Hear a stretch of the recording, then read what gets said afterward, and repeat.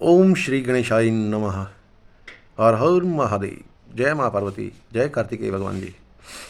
मित्रों, गंगा जी किनारे शमशान घाट में शिवलिंग और नंदी भगवान जी की मूर्ति स्थापना हो चुकी है। बाकी तीनों मूर्तियाँ भी आ गई हैं और देखिए कैसी लग रही हैं। जय गणेश भगवान जी, जय माँ पार्वती, जय हो कार्तिकेय भगवान जी। और मित्रों, अभी तो फ़िलहाल तो ये घर में ही रखी हैं अपनी कुटिया में, परंतु मित्रों मैं अभी इनकी स्थापना नहीं कर सकता हूँ। कारण है कि मेरे प्रिय चाचा जी विनोद शौकीन, गांव में सब उनको पप्पू के नाम से जानते हैं, मेरे बहुत प्रिय हैं और उनका स्वर्गवास हो गया है। तो अभी मैं सूतक में हूँ। 10 तारीख को उनकी 13वीं है। उसके पश्चात ही ये मूर्ति स्थापना वहाँ पर हो पाएगी। और माँ बाबा के श्री चरणों में बारंबार मैं उनकी आत्मा की शांति के लिए प्रार्थना करता हूँ। माँ गंगा जी के चरणों में भी उनके लिए मैं डुबकी लगाता हूँ। और यदि इस कार्य में मुझे कुछ यदि पुण्य मिलने वाला है तो ये पुण्य मैं मेरे चाचा विनोद शौकीन जी के श्री चरणों में समर्पित करता हूँ। माँ बाबा ये पुण्य कार्य मेरा उनको दें, उनको उन तक पहुँचाएँ। आप सभी भाई बहनों से भी अनुरोध करता हूँ, प्रार्थना करता हूँ कि उनकी पुण्यात्मा के लिए शांति की प्रार्थना करें। और हाँ मित्रों, एक बात और याद आ गई कि वहाँ पर जो शिवलिंग और नंदी जी की स्थापना मैं उस समय था नहीं। मैंने बाबा जी वहाँ आए, उनको पैसा भेजा था और उन्होंने स्थापना कराई थी। मैंने उनको 4-5 बार बोला भी था कि बाबा जी शिवलिंग का मुख उत्तर की तरफ रखना, परंतु वो दक्षिण की तरफ हो गया है। तो अब वो उनको भी वापस से हटा करके चबूतरा अच्छे से बना करके अपने हिसाब से और फिर सभी मूर्तियों की स्थापना एक साथ करेंगे। और हाँ, पैसा मैं अभी हिसाब लगाता हूँ कितना, यहाँ भी आपको दिखाता भी हूँ, कॉपी दिखाता हूँ, ये रखी है और मैंने देखा नहीं अभी। तो पैसा इतना ही है कि मूर्तियाँ सब आ गई हैं। अभी देखते हैं स्थापना में कुछ खर्चा होगा। और दूसरा मेरा विचार बना था, टाइल तो वहाँ ना भी लगाएं, फर्श बना देंगे, परंतु उससे भी आवश्यक कार्य है वहाँ पर जाल लगाना।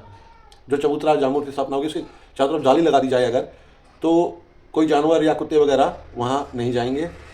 वहाँ की सुरक्षा मुझे लगता है कि आवश्यक है। वो स्थान ऐसा है, वहाँ काफ़ी सारे कुत्ते भी हैं, गाय भी आती हैं, तो वो वहाँ गंदा ना करें। तो जाल लगाना है वहाँ पर, लोहे का जाली जो आती है। जैसे अगर आपने मेरी दिल्ली वाली वीडियो देखी हो तो मैंने वहाँ पौधों के चारों तरफ जाल लगाया है, वैसा जाल वहाँ लगाने का विचार है। देखते हैं जो प्रभु इच्छा। हर हर महादेव, शंभो महादेव। मित्रों, शिव परिवार स्थापना हेतु सेवा राशि जिन भाई बहनों ने मुझे भेजी, ये उनकी सूची है। गुप्त धन आया 100 रुपये, अरुण गोयल जी 2100, रोहतक वाले भाई जी 251, लक्की गुप्ता जी 1100, संदीप सिंह जी 501, सुनील पंसारी जी 501, कर्णविद जी 1100, हरिओम एम्पोरियम 3000, लवेश जी 1100 प्लस 500 प्लस अच्छा ये 2.5 अजगर वाले बाबा जी को देने के लिए दिए थे उन्होंने।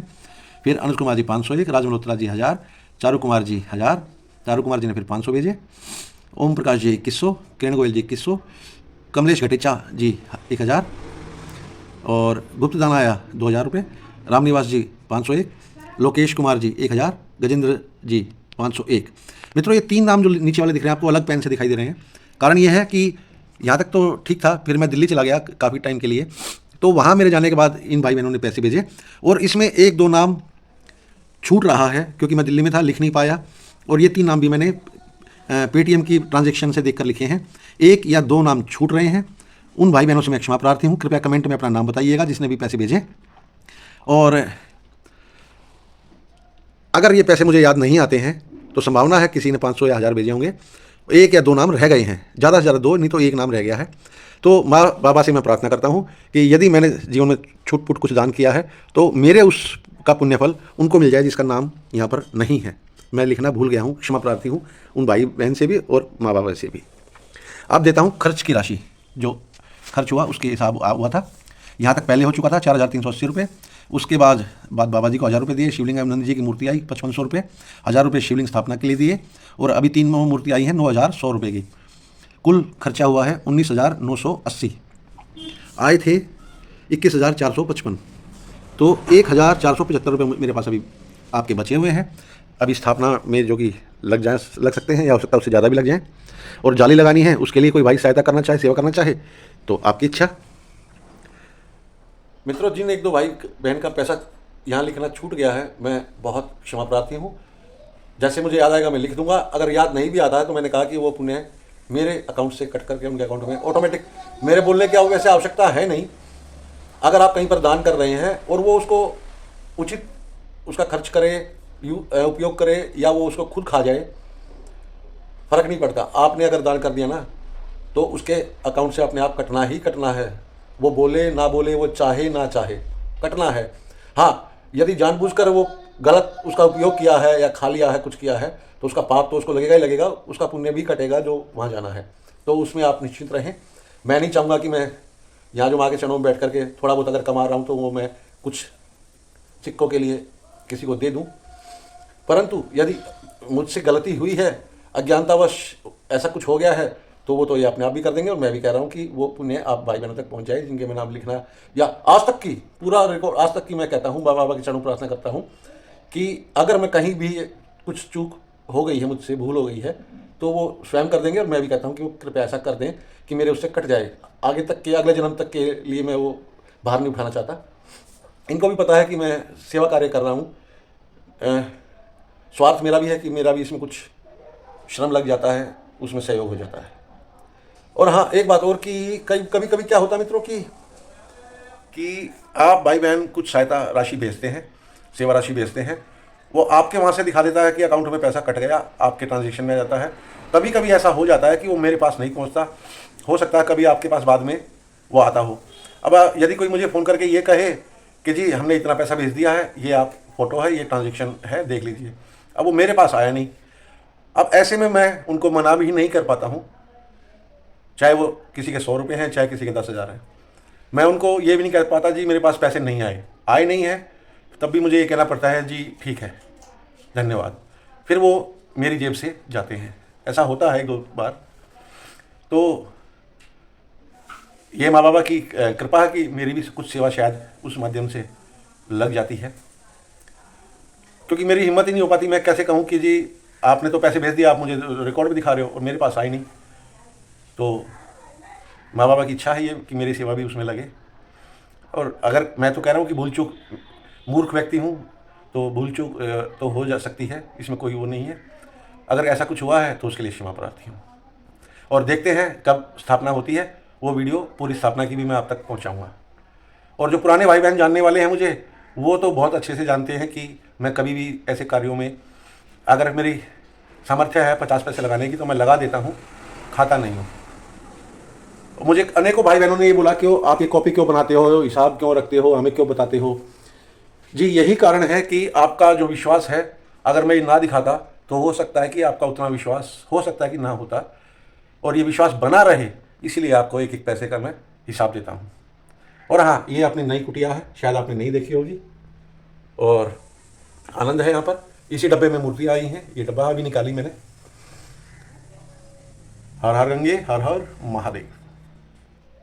मित्रों, मेरे चाचा जी का स्वर्गवास हुआ और मैं अपने गांव गया भी नहीं। कारण ये है कि चाचा जी के लिए वहाँ जाकर तो मैं कुछ नहीं कर सकता, परंतु यहाँ रहकर उनके नाम से प्रतिदिन इस कार्तिक मास के पवित्र महीने में सुबह ब्रह्म मुहूर्त में उनके नाम से स्नान तो कर सकता हूँ, डुबकी तो लगा सकता हूँ। तो उसी कारण से मैं वहाँ पर नहीं गया हूँ, क्षमा प्रार्थी हूँ। महादेव।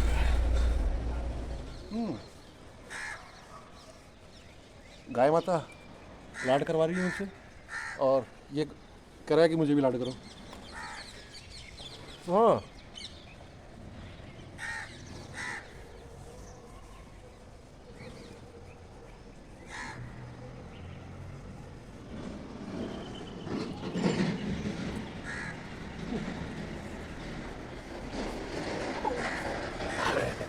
मारूंगा। बस बस बस बस। हर हर गंगे मैया जी, हर हर महादेव। मित्रों, आज से कार्तिक स्नान आरंभ हो रहा है। माँ गंगा जी के श्री चरणों में कार्तिक स्नान का आनंद ले रही हैं मेरी देवी जी, श्रीमती जी। और गंगेश्वर महादेव जी की बड़ी कृपा है, जो इस परम पुण्य पवित्र समय पर हम उनके चरणों में हैं। माँ की बड़ी कृपा है। सुबह 4 बजे से 5 बजे तक के स्नान को देव स्नान कहा जाता है। और 5 से 6 के स्नान को ऋषि स्नान कहा गया है और 6 से 8 के स्नान को मनुष्य स्नान कहा गया है और 8 बजे के बाद के स्नान को राक्षस स्नान कहा गया है। जय मेरी गंगे मैया, जय जय मेरे बड़े शंकर महादेव। ओम महादेव। कार्तिक मास के पवित्र दिन, पवित्र मास में आप सभी भाई बहनों की ओर से माँ के श्री चरणों में ये स्नान। और हर गंगे महादेव शंभो। गंगे मैया जी की जय हो। हर हर महादेव महादेव हर हो गंगे मैया। ओम ओम नमः शिवाय शंभो शंभो कैलाश कैलाश तेरी कृपा।